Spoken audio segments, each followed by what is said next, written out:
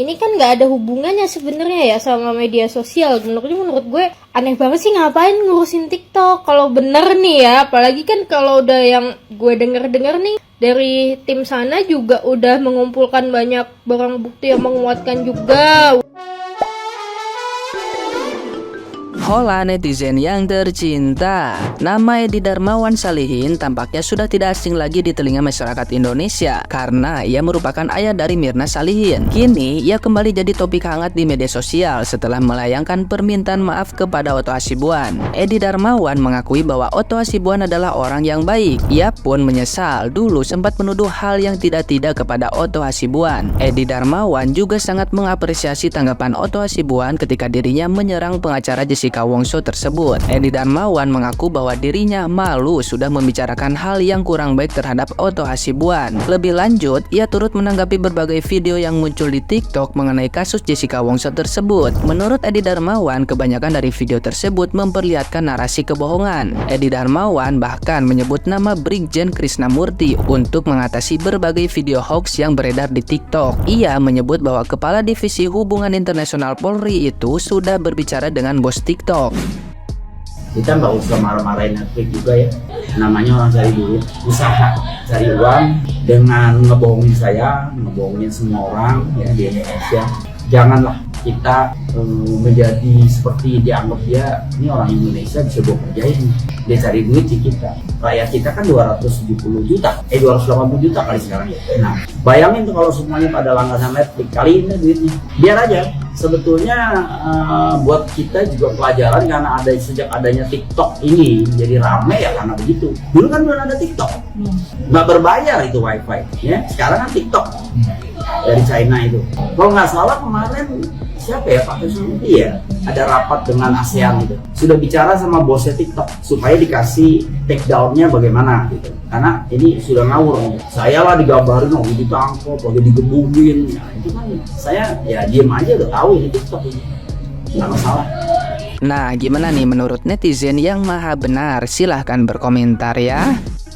Kemarin bapaknya Myrna, Bapak Edi ini sudah muncul di publik setelah sekian lama menghilang gitu loh. Ya, jadi dia muncul dan ingin memberikan klarifikasi. Pokoknya panjang lah dia ngomong, dari awal sampai akhir panjang. Namun singkat saja, dari sekian panjang dia ngomong, cuma ada satu hal yang melekat di pikiran saya, yang terngiang-ngiang kata-kata dia dalam pikiran saya dan nempel di ingatan saya. Saat dia bilang begini, kalau tidak salah Bapak Krisnamurti sudah bertemu dengan bos TikTok untuk bagaimana ini di take down. Itu yang saya ingat beliau kemarin ngomong ya. Sekali lagi ya, kalau tidak salah Bapak Krisnamurti sudah bertemu dengan bos TikTok untuk bagaimana ini di take down. Sekali lagi, kalau tidak salah Bapak Krisnamurti sudah bertemu dengan bos TikTok untuk bagaimana ini di take down. Itu dia sendiri yang ngomong. Jadi dalam pandangan saya ya, Bapak Edi ini ngomong panjang dia keceplosan, ngomong setengah dia keceplosan, ngomong pendek dia keceplosan, ngomong beberapa patah kata dia keceplosan gitu loh. Itu aja yang terngiang-ngiang dalam pikiran saya ya. Jadi selanjutnya terserah netizen dan Pak Otto. Netizen Indonesia kalian sudah hebat-hebat ya. Selanjutnya terserah netizen dan Pak Otto yang menilai. Itu aja, terima kasih.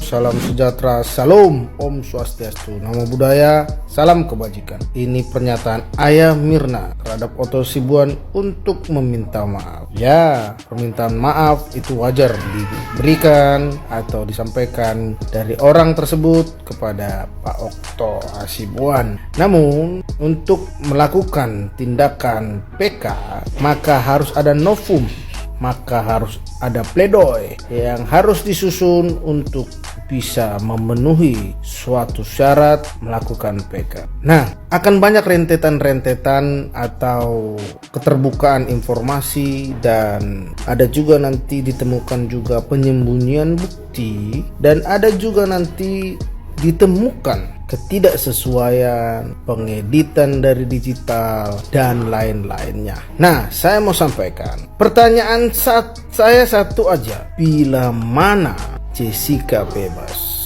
siapa yang bertanggung jawab atas 7 tahun yang ditempuh oleh Jessica saat Jessica dinyatakan bersalah dan menghadapi sanksi 20 tahun penjara yang sudah dijalani 7 tahun penjara.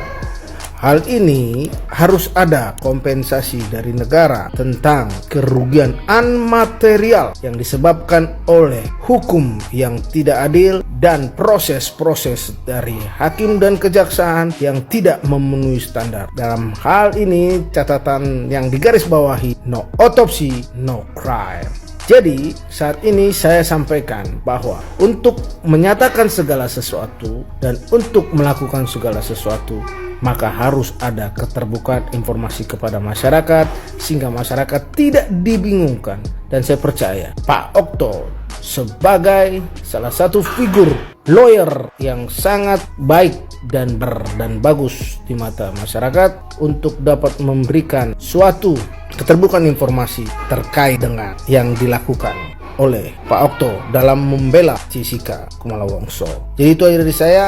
Saya percaya bahwa kebenaran akan berpihak kepada orang benar dan keadilan yang dicari pasti akan didapat. Demikian dari saya. Tetap semangat Pak Okto dan tim, dan saya mendukung dan terus mengawasi bila mana diperlukan saya siap. Demikian dari saya. Wassalamualaikum warahmatullahi wabarakatuh. Salam, Om Swastiastu, Namo Buddhaya, salam kebajikan. Ingat, Ayah Mirna bertobat. Keluhnya adalah Kapolri kita yang lama. Teman-teman pasti tahu dong siapa Bapak Kapolri kita yang lama pada saat kasus ini bergulir 7 tahun yang lalu kan. Nggak perlu kita jelaskan di sini, wong itu namanya clue. Terus gini ya, Om Edi kayaknya sekarang akhir-akhir ini ketar-ketir banget deh sejak ada acara spektakuler doa untuk Jessica yang disponsori langsung oleh Kak Rey sama Om Pablo ya dan didukung sepenuhnya oleh Pak Oto nih ya. Santai aja kali Om, lagian gini loh, siapa juga sih yang mau percaya ini tangan yang dibilang masukin tuh racun gitu loh, cuman tangan doang Om. Ya kali kita bisa ngelihat itu tangan Jessica, nggak mungkin. Gak usah ketar-ketir Om, takut ya duitnya udah habis ya. Gue agak bingung nih, soalnya kalau misalnya orang bener sih seharusnya dia nggak perlu ngurusin TikTok. Dia nggak bakalan ngurusin hal-hal yang nggak terlalu berpengaruh sama hasil persidangan, sama hasil pencapaian keputusan, pertimbangan dari keadilan dan kebenaran. Dia cuman akan berfokusnya pada kasusnya aja. Karena buang-buang energi, buang-buang waktu, ngapain juga lu ngurusin TikTok yang banyak banget. Ada TikTok tuh udah, ya ampun, ini udah kayak lautan yang bahkan sampai kita aja penggunanya itu susah untuk mengelompokkan gitu kategori-kategori yang kita pengen, karena TikTok bener-bener seluas itu, seterbuka itu, dia bakalan semuanya disajiin gitu. Dan ini tuh sebenarnya juga apa hubungannya media sosial sama persidangan, kan sebenarnya nggak masuk akal ya, karena persidangan itu kan ngurusinnya fakta, ngurusin barang bukti, ngurusin saksi, pembuktian, bener-bener nggak ada urusannya soal opini. Di dalam persidangan tuh nggak boleh ada sangkut paut opini dalam pencarian fakta, tapi semuanya harus berdasarkan ilmu, semuanya harus berdasarkan dari barang bukti, dari pendekatan kepada kasus-kasus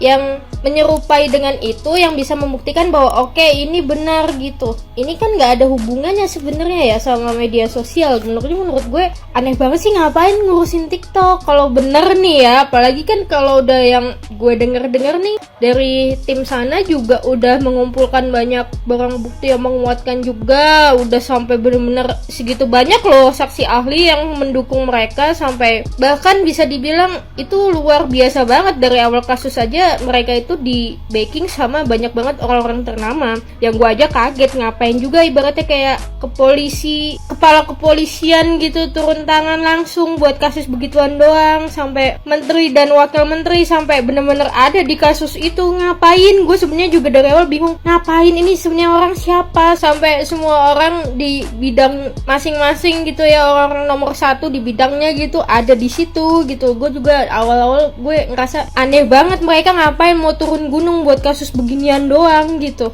Jadi menurut gue aneh, lu ngapain sampai khawatir sama TikTok, ngapain juga ngurusin TikToknya gitu. Kan udah pasti banget nih, udah kuat banget nih, kenapa harus ngurusin TikTok? Kan TikTok gak bakal jadi barang bukti atau pertimbangan di peradilan gitu, gak bakal juga. Ayolah, menurut lu gimana?